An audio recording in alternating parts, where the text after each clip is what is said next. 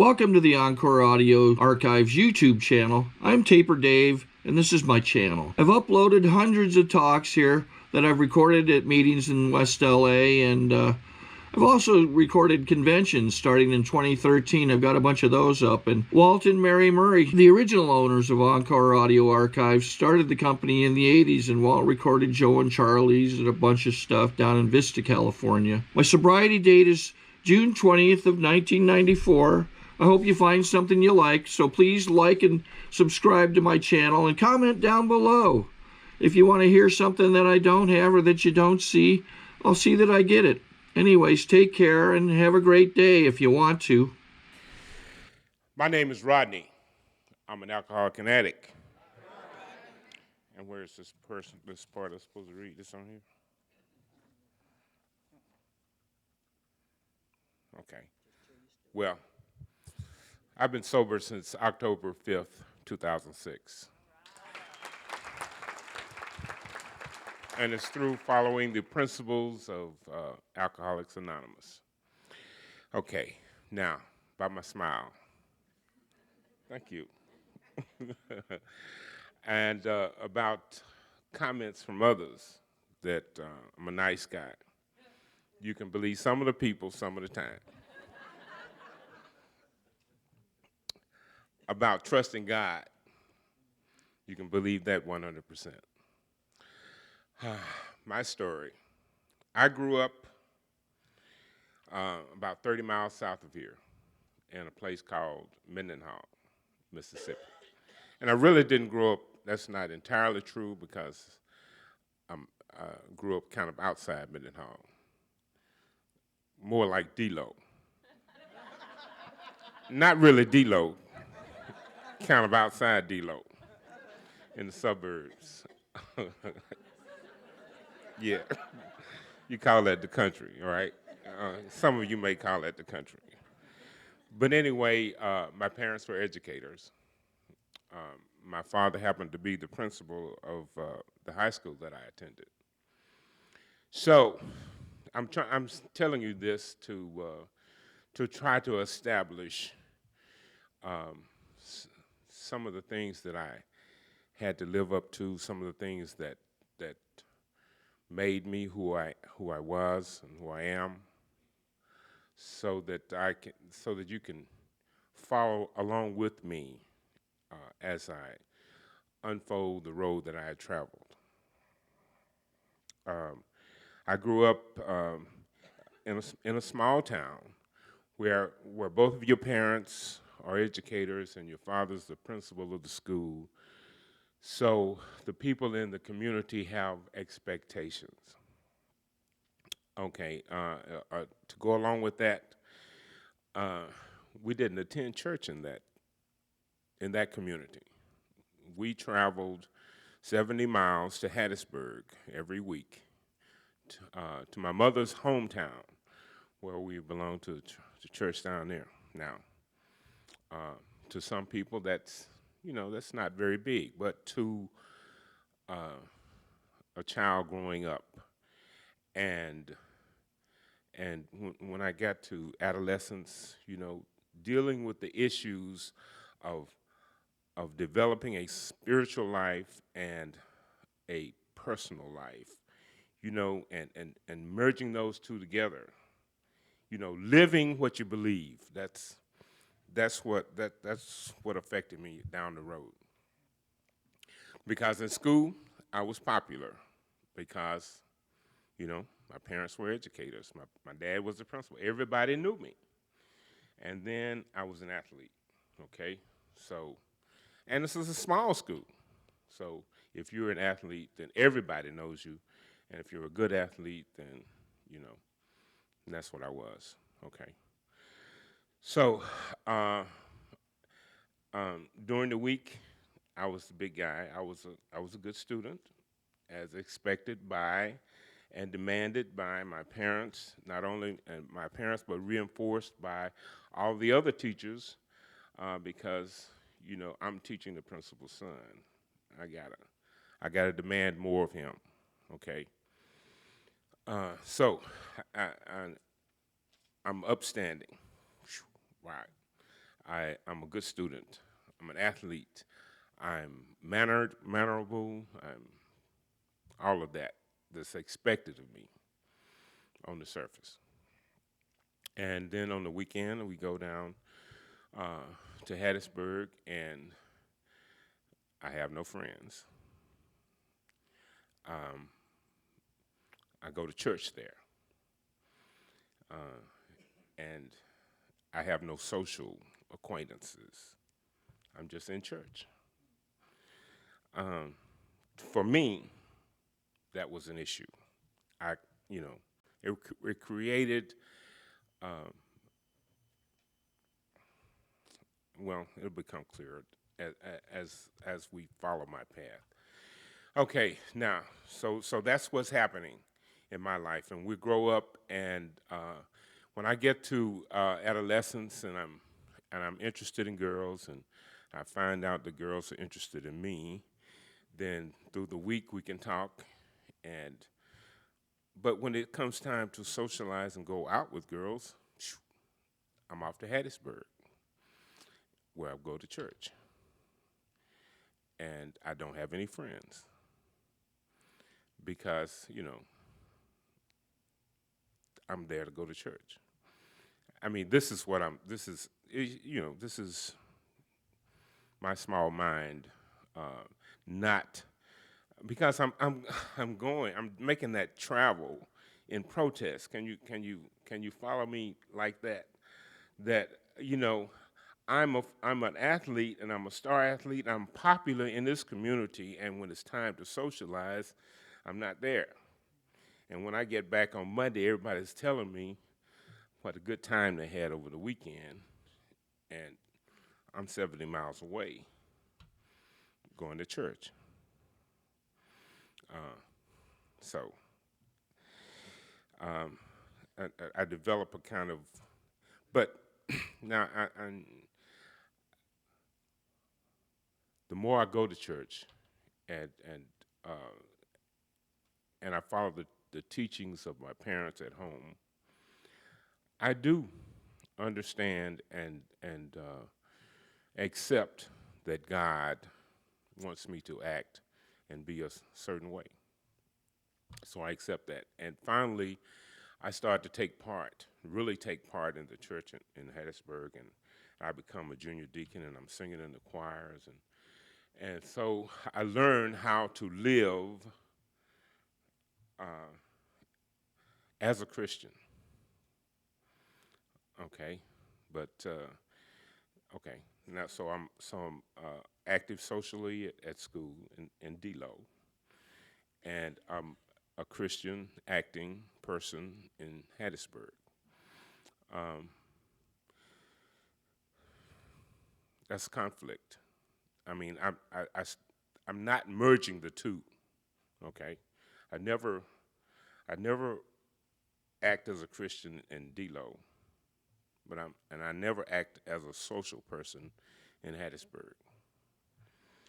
Okay, now that's that split personality that now I'm going to tell you about. Let's move on, and let me talk about the first time I ever remember getting drunk. I was a junior in high school. No, it wasn't. I was a sophomore in high school, and I went to a party on Friday night, and I was just supposed to go for a little while because we were going to Hattiesburg. so, so I hurry up and do my drinking, and I'm drunk, and then my dad drives by to pick me up from the party. He's looking for me because I'm supposed to be home. And I hear somebody said, Rod's dad's out there to pick him up. So I didn't want him to see me drunk. So I dive off the porch and try to go into the house. But I dive right into a rose bush. And so that's uncomfortable. But you know, I'm really not feeling any pain.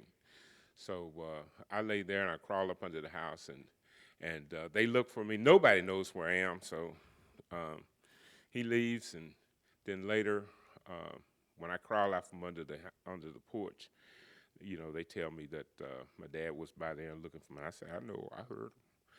And so they take me home, and I clean up a little bit, and they take me home, and we get in the car, and we head to Hattiesburg. About halfway down there, all of that comes up. Boy, what you been doing? So I explain, and we go on.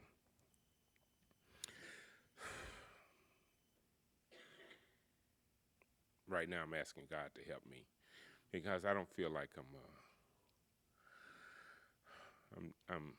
I'm doing such a good job of grabbing you so that you know where I am on this journey. Okay, I leave high school and I go off to the University of Cincinnati. I'm going on an athletic scholarship. I'm not drinking and I'm not drugging when I leave home. I'm sober. But I haven't learned social skills, So the only way I know how to be social, the only thing that will allow me to let go of my inhibitions is to take a drink. So I take that drink, and I loosen up. Now I'm able to, But that's from the day one. That's always a conflict within my consciousness because I don't believe that a person, a Christian person, ought to be led by alcohol.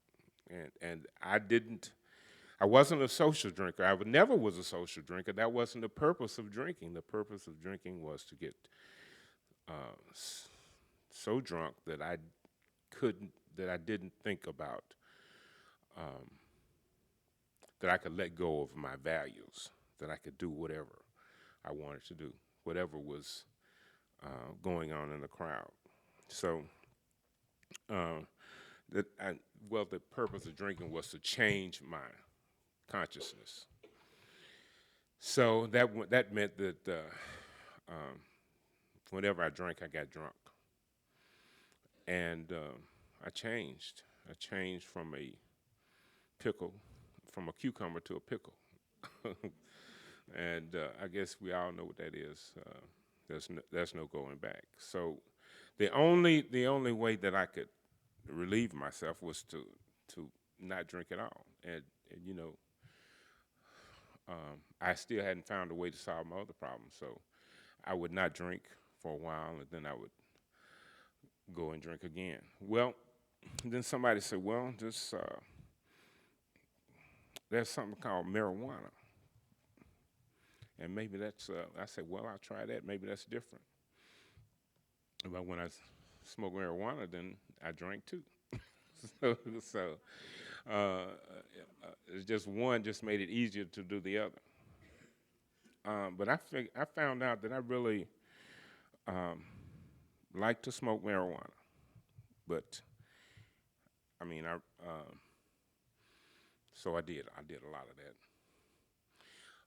So I left Cincinnati and I came back to Jackson, and then so I'm at a new place now. So I try to start out fresh. I'm not drinking, and I'm going to church, and I meet this girl, and I go to church with her and her family.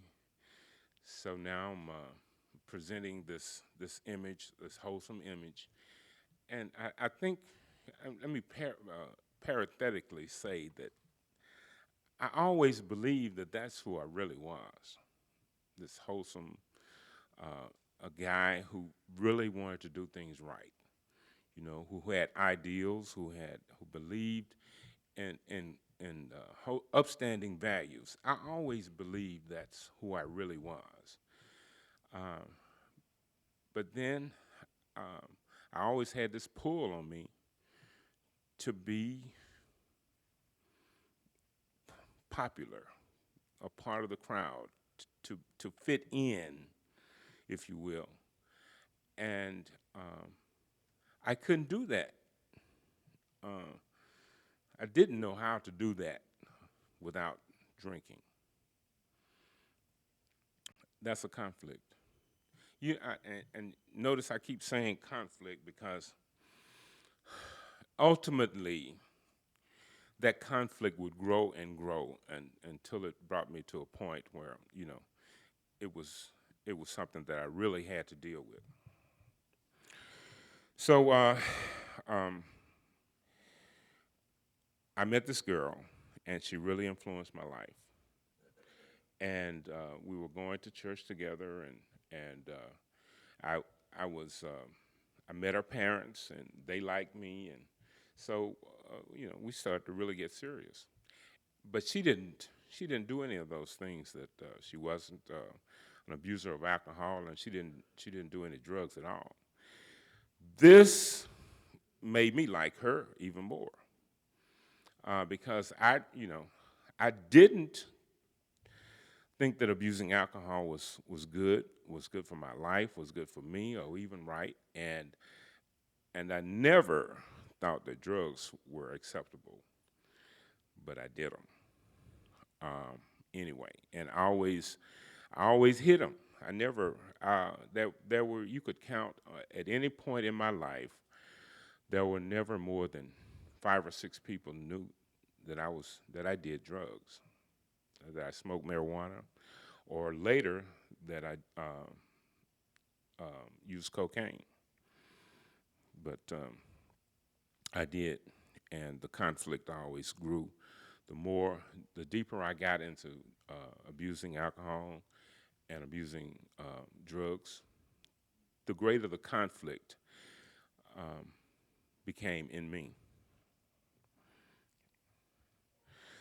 Okay, I move on in life, and after I graduated college and got married and had a family, and um, there were periods from time to time when I didn't use drugs at all because uh, I knew it was wrong, and I knew God academically,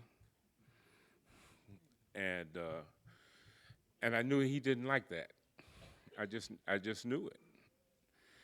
So, and I was trying to be godly, but knowing God and trying to be godly is nothing like having a real and personal relationship with God. Because when you have a real and personal relationship with God, it's not work, you know. Uh, it's natural. It's you naturally talk with God when you have problems, when you have hurts, when you have questions. You want to know what He thinks about it, and you can.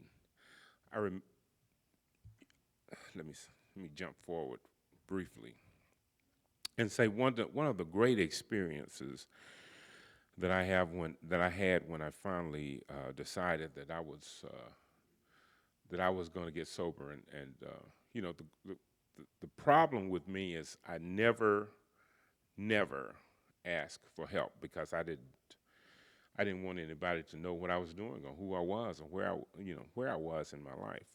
So I never asked for help.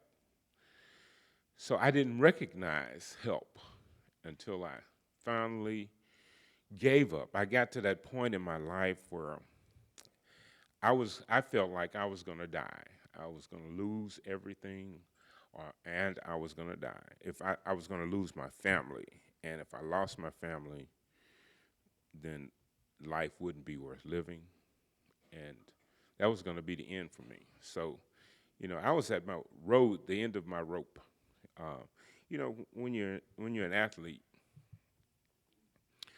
one of the early things you learn is that you try and you try hard, and when you come to the end of your rope, you tie a knot and hang on. That was my mantra.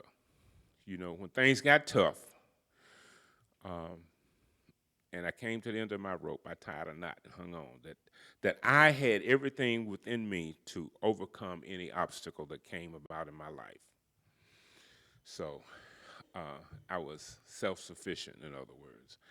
But that's not biblical. That's not godly. God wants you to surrender. And when I came to that point of surrender, and admitted that I was powerless, and that I couldn't do anything about this thing called alcohol, that I had proven to myself countless times through self-will, determination, grit, and all of those things, that I was incapable of defeating that monster of alcohol. And that my only chance was to rely on a power greater than myself. So when I surrendered, I told God, it doesn't matter what you ask of me, I'm going to do it. Okay, I'm going to commit to you fully. And so that's where I was when I entered treatment. I was fully committed because I wanted not just to stop drinking, but I wanted my whole life back. So I was willing to do whatever it took. So whatever they asked of me in treatment, I was willing to do. And this opened my eyes to, God did this for me. I didn't do it. He allowed me to see, people tell you that if you look, God will put people in your pathway to help you. And I came to the Central group, and I found that place was full of God, full of God's people who were doing His work. And every time I came, somebody would say something that was just like me, and I thought that I was unique in that. They would talk about trying to be invisible while they were doing the things that they were doing, thinking that nobody else had done the awful things that they had done, and just feeling miserable. And I often felt like that nobody had been so deceitful, so hypocritical. These are all the things that were going through my mind. That I was a hypocrite. That I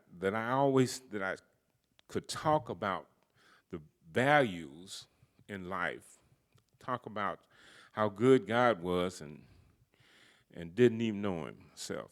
Just knew that I had heard my mom and my dad and other people talk about God and how He had worked in their lives, and He must be, I was just convinced. But until He started to do stuff for me that I was unable to do for me, that was really just an academic thing. When He started to take from me the desire to drink, the desire to drug, when He started to take from me the guilt of all the things, all the deception, all the lies that I had told, then I knew that God was real. And on my way to treatment one day, I would listen to my radio, And I heard this song says, "When you can't hear my voice, just trust my plan." I knew at that moment that that wasn't just the artist, that was God speaking to me. And because I had been praying, you know, my wife had taken a night job, and that's when my addiction to crack cocaine started. She would go to work at 8 o'clock. No, she would go to work at 10 o'clock. And that's when I would go out right after she left and buy my drugs and come back and do them all night until she got back home. I quit just before she got back home, sometimes.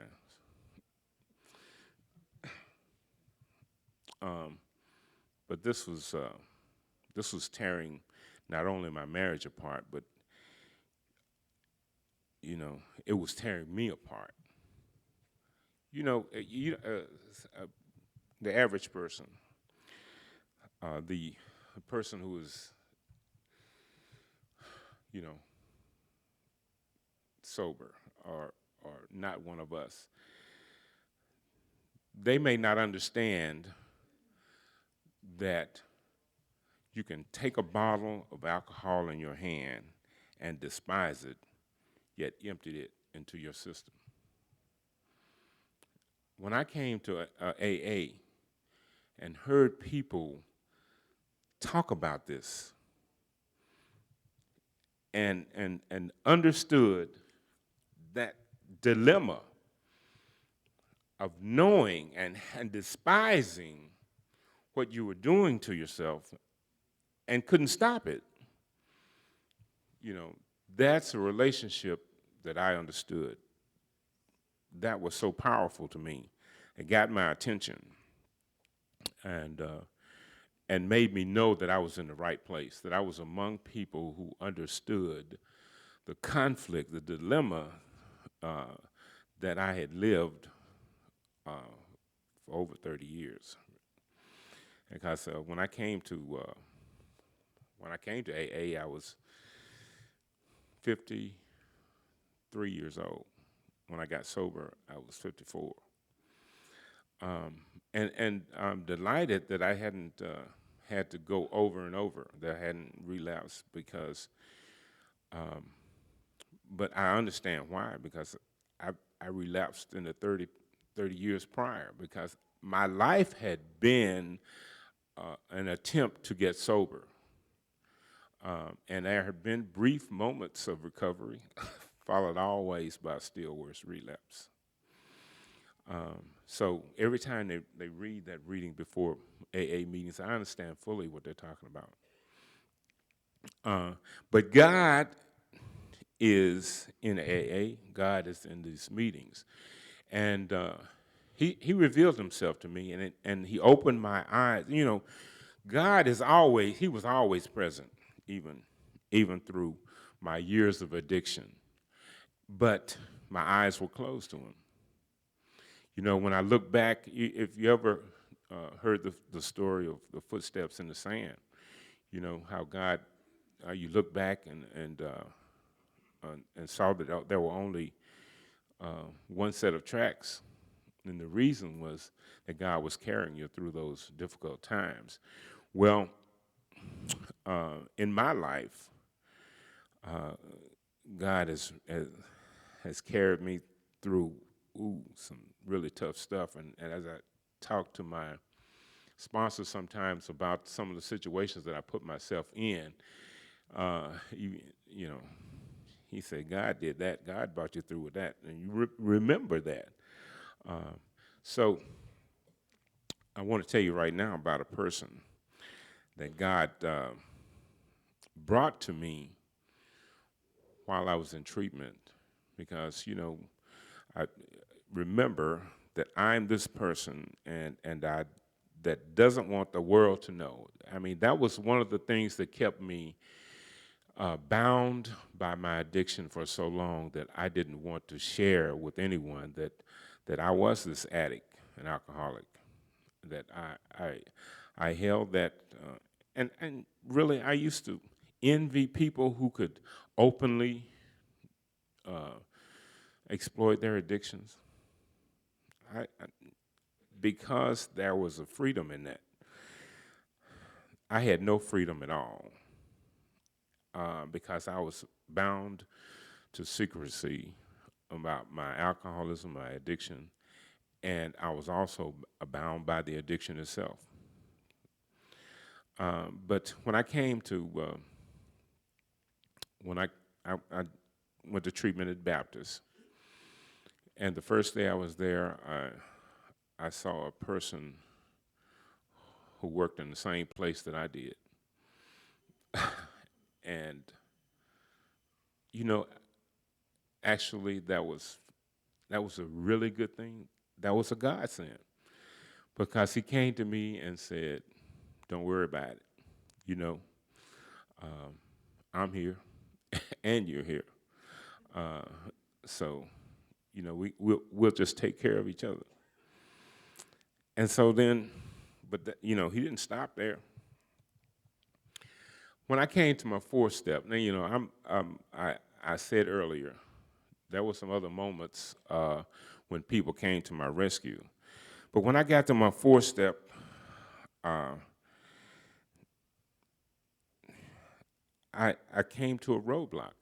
I didn't want to face some of the issues in my life, and God sent me Vicky, and she is sitting right over there. He sent Vicky to help me through that rough spot. Vicky and I would sit and talk during breaks and afterwards, and Vicky had such wisdom. I don't know. She was really a godsend to me, and she helped me to, you know, to face the fourth step, and work my way through it. And I'm forever grateful for that. You know, God, if you'll listen, if you'll let Him, whatever He brings you to, He'll bring you through it. You know, He'll supply it if you're receptive of what and who He brings to you, because He's not going to come down Himself, but I'm a witness that He'll send somebody.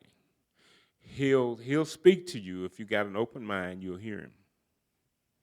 And I know that there's all kind of angels in the rooms of AA, because they have rescued me. I have seen their wings. I've heard their voices.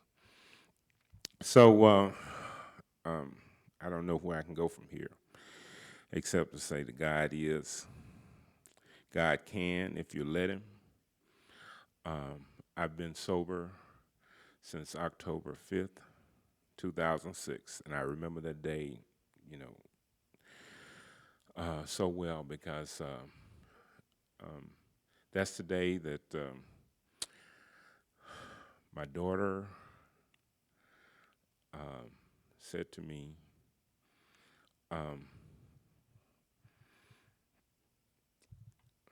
we love you, Dad, and we want our father back.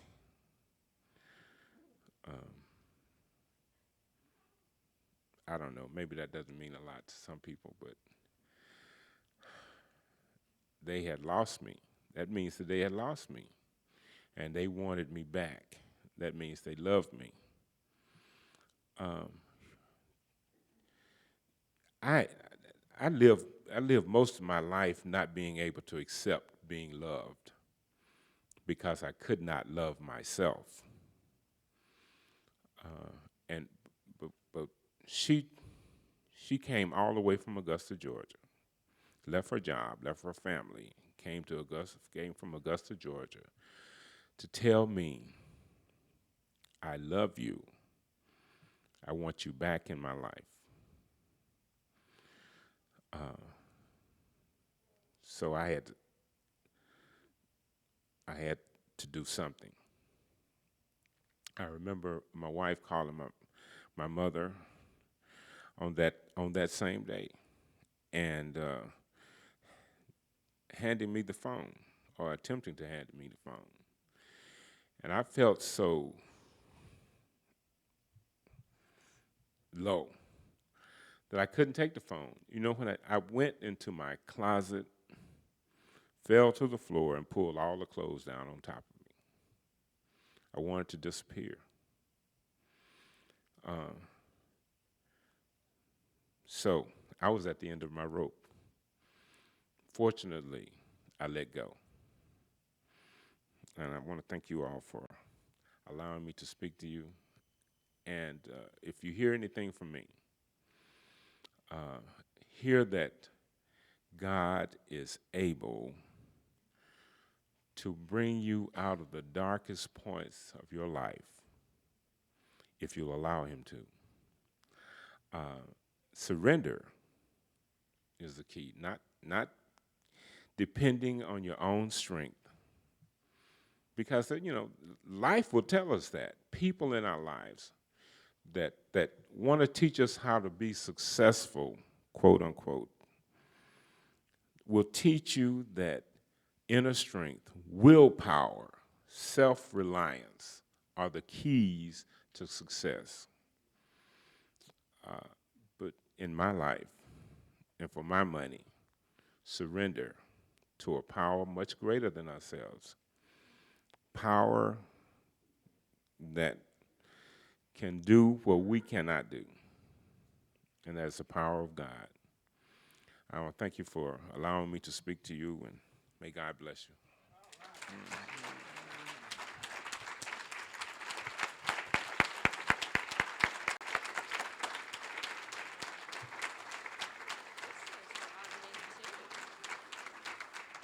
I think we got a great talk going on here. Thanks for watching the channel. Taper Dave here. Just curious, do you think this is better than Zoom? Okay, this is how I prepare my drone for launching. I like to do it inside the cab of my truck so I'm not standing outside in the weather.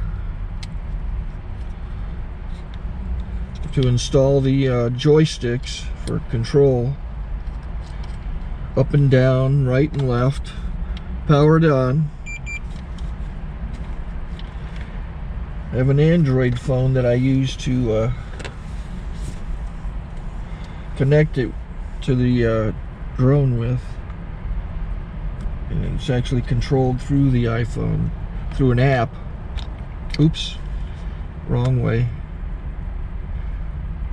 It's actually controlled through the iPhone, or through this Android phone, through the app. It's actually controlled through the Android phone through an app, and you connect it through this short connection right here.